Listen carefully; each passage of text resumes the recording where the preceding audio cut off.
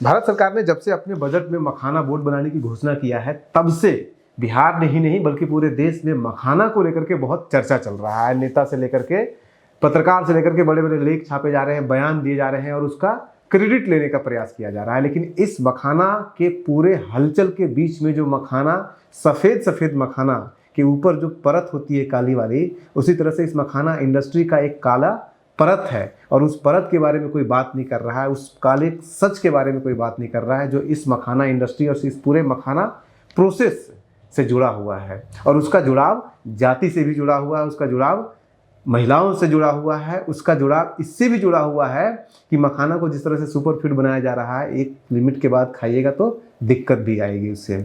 ये सब कुछ हम आपको बताएंगे और ये भी आपको हम बताएंगे कि इस मखाना इंडस्ट्री का जो राइज जो दिखाया जा रहा है, इससे फ़ायदा किसको होने वाला है। क्या वो लोग जो इससे हज़ारों साल से या कम से कम सैकड़ों साल से जुड़े हुए हैं, उनकी स्थिति क्या है, क्या उनकी स्थिति सुधरने वाली है। जो अभी तक का ट्रेंड दिखा रहा है मखाना के एक्सपोर्ट से या मखाना के प्रोडक्शन से, ये ट्रेंड बिल्कुल भी नहीं दिखा रहा है कि वो लोग जो इससे ट्रेडिशनली ढंग से जुड़े हुए हैं उनका कुछ होने वाला है। कैसे, सब कुछ एक एक करके बताएंगे आपको आज हम इस न्यूज़ हंटर के स्पेस में पेशकश में।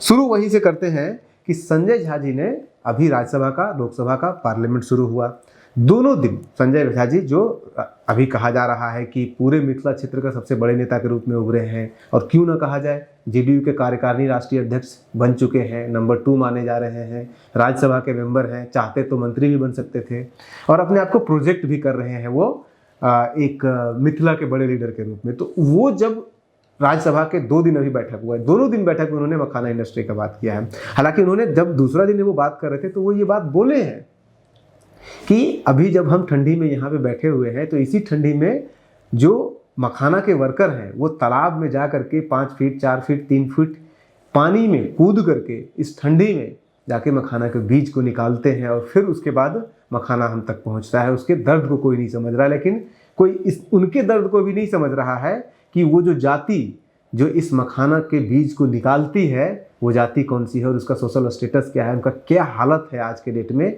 अलग अलग एंगल से, डेवलपमेंट के अलग अलग एंगल से। कोई ये भी नहीं बात कर रहा है कि उस ठंडी में भले ही मर्द, घर के मर्द जा कर के निकालते हो उस बीज को, लेकिन महिलाएं भी निकालती है। और महिलाएं सिर्फ बीज नहीं निकालती है, महिलाएं बीज निकालने का काम तो महिला पुरुष दोनों भी कर लेते हैं, लेकिन जो उस बीज के निकलने के बाद निराई, सफाई और ये सब सुखाने का काम होता है, उसके बाद फिर भट्ठी पे ले जाकर के 300 डिग्री टेम्परेचर पर, जब 1 महीने के बाद उसको 2 महीने के बाद जब गर्मी बढ़ जाएगी तब 300 डिग्री के भट्ठी पे उसको जब उबाला जाएगा, उबालने का मतलब कि उसको जैसे फरही भुंजन निकालते हैं उसको रोस्ट किया जाएगा, उस गर्मी की ताप वो महिलाएं ही झेलती है। उनके बारे में कोई चर्चा नहीं कर रहा है, उस जाति के बारे में कोई चर्चा नहीं कर रहा है जिस जाति को हम बनपर कहते हैं। और बनपर आपको लगता होगा कि मल्लाह ये सब काम करते हैं, मल्लाह में बहुत सारे कैटेगरी है। हमें लगता है कि एक एससी जाति सब एक ही जैसा होता है, लेकिन मल्लाहों के बीच में बहुत सारे होते हैं। मल्लाहों का एक कैटेगरी गोंगठी है, गोंगठी के अंदर 2 कैटेगरी आ जाता है, एक हो जाता है बनपर, दूसरा हो जाता है कुर्नी। अब बनपर करनी का अगर देखिएगा तो बनपर सारे मल्लाह कैटेगरी के अंदर सबसे दयनीय स्थिति है। ये चाहे मखाना उगा लें, चाहे मछली पकड़ लें, नाव चला लें, लकड़ी काट लें, सब कुछ करने के बाद भी इनका जेब, इनका पेट नहीं भरता है। इनको माइग्रेट करना पड़ता है और इनके पास वही एक स्किल है मखाना को फोड़ने का, मखाना को निकालने का। तो अब चूंकि मखाना इंडस्ट्री जो है वो बिहार से बाहर आ चुका है, या फिर बिहार में ही ये जो जाति मुख्यतः दरभंगा और मधुबनी क्षेत्र में है। तो जब ये काम, ये जाति क्या करती है कि बिहार के दूसरे जिलों में भी जाती है और देश के अलग अलग हिस्सों में, आसाम से लेकर के आपके राजस्थान तक और इधर नीचे आपका उड़ीसा वगैरह हर जगह पे अब मखाना उपजने लगा है कमर्शियली। तो इनको बुलाया जाता है वहाँ पे काम करने के लिए इसका, क्योंकि ये स्किलफुल है उस मखाना के बीज से मखाना निकालने में। तो इतना कुछ माइग्रेट सब कुछ करने के बाद इनकी आर्थिक स्थिति आज भी दयनीय है। आर्थिक स्थिति चलिए दयनीय है ही, सामाजिक स्थिति इनकी क्या है कि जो 2 तरह के होते हैं गोंगठी, जो कि मल्लाह के हिस्सा है, मल्लाह जाति के, उसमें से मछली मारने का जो काम करते हैं वो करते हैं कुर्नी। अब कुर्नी लोगों के पास जमीन भी मिल जाएगी, आपको तालाब भी उनके पास मिल जाएगा और मछली से अच्छा खासा बिजनेस भी हो जाता है। उस जमीन में, तालाब में और भी तरह का काम कर लेते हैं, ऑनरशिप इन्हीं के पास होता है। ये जो बनपर होते हैं ये लकड़ी का काम करते हैं, लकड़ी काटने का, और नाव बनाते हैं और मखाना चुनते हैं। इसके अलावा ये कुछ नहीं कर पाते हैं। अब इनके पास कोई ओनरशिप नहीं है। आज के डेट में जब सहनी समाज, जब मल्लाह समाज बिहार के अंदर एससी का स्टेटस मांग रहा है, तो इनकी गरीबी के दम पे ही मांग रहा है, क्योंकि जो दूसरा वर्ग है, जो मछली मारने का काम करता है, जो कुर्नी है, वो काफ़ी संपन्न है। और इनकी स्थिति क्या है? जो कुर्नी है वो इनके साथ शादी करना तो दूर की बात है, इनके साथ ये लोग खाना तक नहीं खाते हैं। ये स्थिति है सामाजिक इनकी। इनको अछूत की तरह व्यवहार किया जाता है इनके साथ है। इस डार्क साइड के पीछे क्यों नहीं इसका उत्थान हो रहा है मखाना इंडस्ट्री के राइज होने के बावजूद, वो भी हम आपको बताएंगे। ये समझने की ज़रूरत है कि आखिर इस मखाना बोर्ड के बनने से वो बनपर जाति के वो लोग जो बीज निकालते हैं उनको क्या फ़ायदा होने वाला है, क्या उनको अभी तक कोई फ़ायदा हुआ है मखाना इंडस्ट्री की इस राइज में। अब इसके थोड़ा सा प्रोडक्शन के बारे में बात कर लेते हैं। लोग ये कह रहे हैं ना कि प्रोडक्शन बहुत बढ़ा है पिछले कम से कम 1 दशक के दौरान, इसका प्राइस बहुत बढ़ा है, जिससे कि मखाना के जो काम करने वाले लोग हैं, मखाना इंडस्ट्री में जो लोग इन्वॉल्व हैं, उसको बहुत फ़ायदा हो रहा है, प्रॉफिटेबिलिटी हो रही है, बहुत सारा इसका जो है वो फ्यूचर बहुत बढ़िया है। उसको भी समझ लेते हैं। जो डेटा हर जगह पे अवेलेबल है, एक इंडस्ट्रियलिस्ट हैं, उन्होंने भी यही मखाना इंडस्ट्री में स्टार्टअप उन्होंने किया है, उन्होंने भी यही डेटा ट्विटर पे डाला है, और बाकी रिसर्च पेपर वगैरह में भी जाइएगा तो हमने क्रॉस चेक किया, यही डेटा है। डेटा क्या है कि 1998 में मखाना का प्राइस 80 रुपये हुआ करता था। आज की डेट में मखाना का प्राइस 500-600 के आसपास प्रति केजी है। पटना में भी आप 1-2 महीने के बाद जब अप्रैल में मखाना गिरेगा तो यही 400-500 रुपये तो आपको रोड पे बिकता हुआ मिल जाएगा। यानी कि 80 से बढ़ के 500 हुआ है, यानी कि 8 6 48, 6 से 7 गुना मैक्सिमम मान के चलिए, 7 गुना मैक्सिमम इसका प्राइस बढ़ा है। अब आप इसको चावल से कंपेयर कर लीजिए। चावल का अगर आप देखिएगा तो 1998 के आसपास यही 10 रुपये के आसपास, 8 रुपये के आसपास चावल पर केजी हुआ करता था। 8 रुपये, 9 रुपये, 10 रुपये इसी के बीच में हुआ करता था। यानी कि आज कितना है चावल का दाम? लगभग 50 रुपये किलो तो आपको मिलेगा ही चावल। अगर 8 रुपये किलो के हिसाब से भी कीजिएगा तो 8 6 48 उतना ही जा रहा है। चावल का जितना रेट बढ़ा है उतना ही मखाना का रेट बढ़ा है। तो फिर मखाना का रेट बढ़ा कैसे, क्या हुआ? जब आप कह रहे हैं कि सुपर फूड हुआ, इतनी पॉपुलरिटी हो गई, तो मखाना का रेट कहाँ बढ़ा है? जितना चावल का रेट बढ़ा है उतना ही मखाना का रेट बढ़ा है। दूसरा चीज़, अब ये कहा जाता है कि वहाँ पे उस क्षेत्र में मखाना को पैदा करने से ज़्यादा प्रॉफिट होता है चावल के अपेक्षा में। यानी कि आप कहीं पे भी अगर आप मखाना पैदा कर रहे हैं और चावल पैदा कर रहे हैं तो आपकी प्रॉफिटेबिलिटी जो है वो मखाना में ज़्यादा होगा। कैसे? जो डेटा अवेलेबल है उसी के हिसाब से, अगर आप उस डेटा के हिसाब से देखिएगा तो 1 हेक्टेयर जमीन के ऊपर मखाने का उत्पादन होता है 0.75 टन, और 1 हेक्टेयर जमीन के ऊपर 3 टन के आसपास चावल का उत्पादन होता है। यानी कि जितना मखाना का उत्पादन होता है उसकी तुलना में चावल का उत्पादन 4 गुना अधिक होता है। यानी कि अगर आपने 1 किलो जहाँ पे मखाना पैदा किया, उसी ज़मीन पे आप 4 किलो चावल पैदा कर सकते हैं। यानी कि अगर आपने 1 किलो मखाना बेचा तो 4 किलो चावल बेचे, बात बराबर हो जाएगा। ठीक है। अब इसको देखिए कि मखाना के प्राइस में और चावल के प्राइस में बहुत ज़्यादा का डिफरेंस तो हुआ नहीं। 1 किलो मखाना अगर आप बेचेंगे और 4 किलो चावल बेचेंगे तो कितना प्राइस होगा? 1 किलो मखाना का आपको 500 रुपये मिलेगा, 4 किलो चावल का आपको 200 रुपये मिलेगा। लेकिन प्रोडक्टिविटी भी तो है 4 गुना उसका। उसके ऊपर से आप सिर्फ ये देख रहे हैं कि पैसा कितना ज़्यादा मिला है, उसका मेहनत नहीं देखिएगा। उस मेहनत को आप समझिए जिस मेहनत में चावल के अपेक्षा, चावल का सारा कुछ मैकेनाइज हो चुका है, आपको मैनुअली कुछ नहीं करना पड़ता है। मखाना वो इंडस्ट्री है जैसे कि आप जिसको एसेस करना पड़ेगा आपको उस तरह से जैसे आप हथकरघा वाले कपड़े को एसेस करते हैं। तो उस मेहनत को अगर आप साथ लीजिएगा तब फिर मखाना का कोई प्राइस नहीं बढ़ा है। तीसरा पॉइंट, चौथा पॉइंट पे आप आ जाइए। जो डेटा है उस डेटा के अनुसार 2012-13 में मखाना टोटल जो सफ़ेद वाला मखाना है वो पैदा होता था 9360 टन। ये बढ़कर के 2021-22 में बढ़कर के हो गया 23,656 टन। उसी तरह से जो मखाना का बीज होता है वो बढ़ा है 20,800 टन से बढ़कर के हो गया 56,389 टन। और जो जमीन है वो जमीन बढ़ा है 13,000 हेक्टेयर से बढ़कर के हो गया है 35,224 हेक्टेयर। अब आप मुझे बताइए कि जमीन में वृद्धि हुई है 170.95%, यानी कि 171%। मखाना जिस जमीन पे मखाना का खेती होता था वो 171% बढ़ी है। जो मखाना का उत्पादन है वो बढ़ा है 152.74%।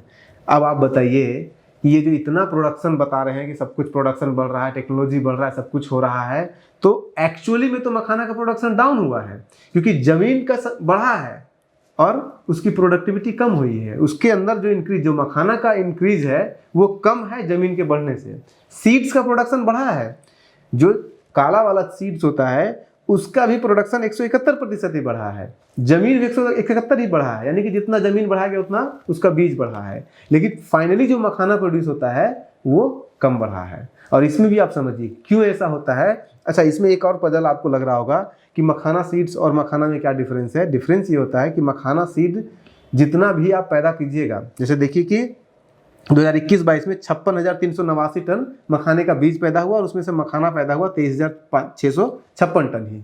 वो इसलिए होता है क्योंकि जितना आप मखाने का बीज पैदा करते हैं या निकाल के लाता है कोई मजदूर, उसका 60% हिस्सा बर्बाद हो जाया करता था।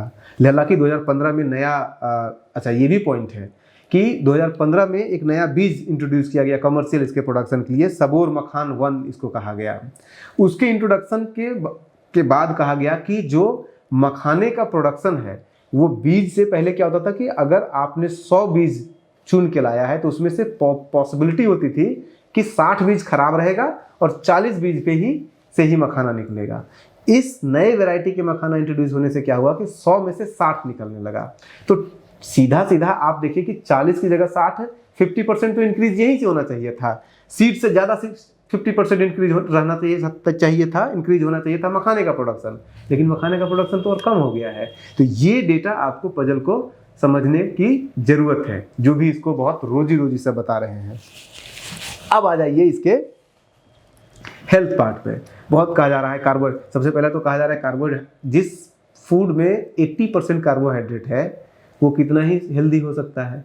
एक लिमिट तक हेल्दी रहेगा, वो एक लिमिट के बाद नहीं होगा, क्योंकि साइंस भी यही कह रहा है कि आप एक दिन में 30 से 60 ग्राम तक मैक्सिमम मखाना खाइए। उससे ज़्यादा खाइएगा तो बहुत तरह के प्रॉब्लम होगा, कॉन्स्टिपेशन का भी इशू आ जाएगा, आपको जो है हार्ट का प्रॉब्लम हो सकता है, बहुत तरह के प्रॉब्लम हो सकते हैं।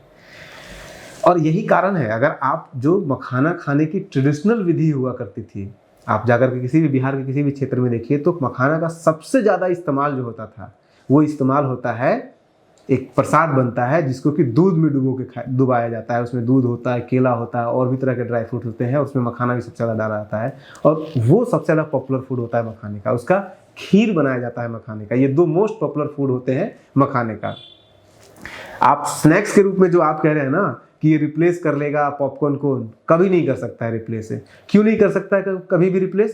क्योंकि आप पॉपकॉर्न को 1 किलो भी खा जाइएगा तो आपको कॉन्स्टिपेशन नहीं होने वाला है, उससे आपको कोई हेल्थ को प्रॉब्लम नहीं होने वाला है। लेकिन अगर आप 100 ग्राम भी मखाना से ज़्यादा खाइएगा तो आपको दिक्कत हो सकती है लगातार अगर आप खाते हैं तो, क्योंकि इससे कॉन्स्टिपेशन और बहुत तरह के इशूज आते हैं। और इसीलिए आप देखिए ट्रेडिशनली जो ये फूड खाने का तरीका है वो, इसको आप ड्राई फ्रूट की तरह आप अलग अलग चीज़ों में थोड़ा थोड़ा डालिए। ज़्यादा खाना है तो आपको दूध के साथ ही खाना होगा। इस तरह के बहुत सारे ऐसे स्टोरीज हैं। अब आ जाइए इसके एक्सपोर्ट पार्ट पे। अब जो ये कहा जा रहा है ना कि रोजी रोजी जो पिक्चर दिया जा रहा है वो आ कहाँ से रहा है, फिर कुछ ना कुछ तो उसकी भी सच्चाई होगी। बिल्कुल सच्चाई उसकी है। प्रोडक्शन हमारा बढ़ा नहीं है, प्राइस हमारा बढ़ा नहीं है, जो वहाँ पे सामाजिक जो वर्ग इसको पैदा करता है उसकी स्थिति कोई बदली नहीं है। तो फिर बदल क्या रहा है? बदल ये रहा है कि जिस मखाना का प्रोडक्शन और जो है वो प्रोडक्टिविटी हो या प्रोडक्शन हो या फिर उसका प्राइस हो बहुत नॉर्मली बढ़ा है, चावल के जैसा ही बढ़ा है, उसका एक्सपोर्ट बहुत एक्सपोनेंशियल बढ़ा है।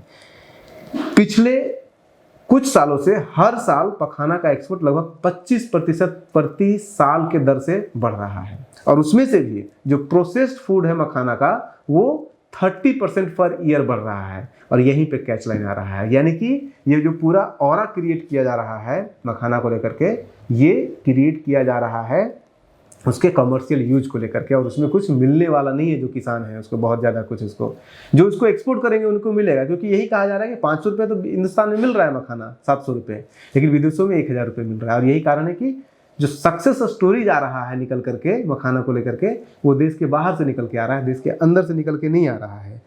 लेकिन इसमें बट है, इफ एंड बट यहाँ पे लगा हुआ है।